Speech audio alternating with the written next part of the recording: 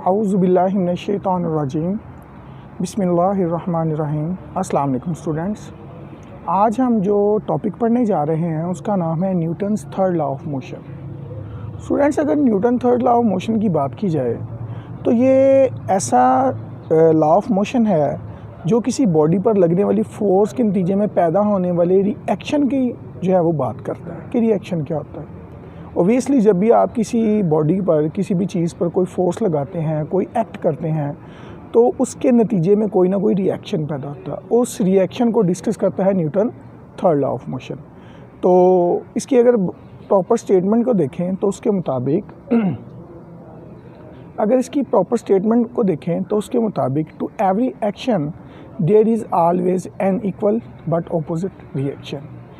और इसका मतलब ये हुआ कि कायनात में मौजूद हर एक्शन का कोई इक्वल लेकिन ऑपोजिट रिएक्शन होता है। इसका मतलब बेटा ये है कि जब भी आप किसी बॉडी पर किसी भी चीज़ पर कोई एक्शन लगाएंगे, कोई एक्शन फोर्स लगाएंगे, तो उसके नतीजे में उस बॉडी और उसके ऊपर उस फोर्स के नतीजे में एक रिएक्शन फोर्स पैदा होगी, एक रिएक्शन पैदा होगा, ठीक है।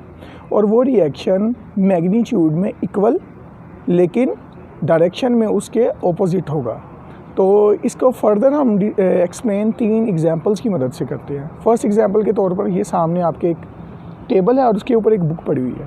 अगर हम बुक को देखें तो ग्रेविटी उसको नीचे की जानिब खींच रही है बुक को, और बुक की जो है वो डायरेक्शन ऑफ फोर्स है वो डाउनवर्ड है, जैसे कि एक एरो से आपको दिखाया भी जा रहा है। जबकि जो टेबल है और टेबल का जो ऊपर वाली सतह है, जो सरफेस है, वो बुक को ऊपर की जानिब उठाने की कोशिश कर रहा है। तो टेबल का ऊपर की जानिब फोर्स लगाना और बुक का डाउनवर्ड फोर्स लगाना, ये दोनों इक्वल हो जाते हैं, मैग्नीट्यूड में इक्वल, लेकिन आप देख सकते हैं दोनों की डायरेक्शन जो है वो ऑपोजिट है। तो हम कह सकते हैं यहाँ पर एक्शन और रिएक्शन हो रहा है, और ये Newton third law of motion के जो है वो काउंट में आती है बात। अगर इस एग्जाम्पल से बात क्लियर नहीं होती तो हम एक मज़ीद क्लियर एग्जाम्पल लेते हैं। आपको एक बैलून नज़र आ रहा है और ये हवा से भरा हुआ है। जब हम इस बैलून का जो है मुंह खोलेंगे, इसका सिरा छोड़ेंगे, तो ओबियसली इसकी हवा जो है वो बाहर की जानिब रश आउट करेगी, बाहर की जानिब निकलने की कोशिश करेगी। तो एक्शन के तौर पर हवा बाहर की तरफ निकलेगी और रिएक्शन के तौर पर बैलून जो है वो ऊपर की जानिब जाएगा।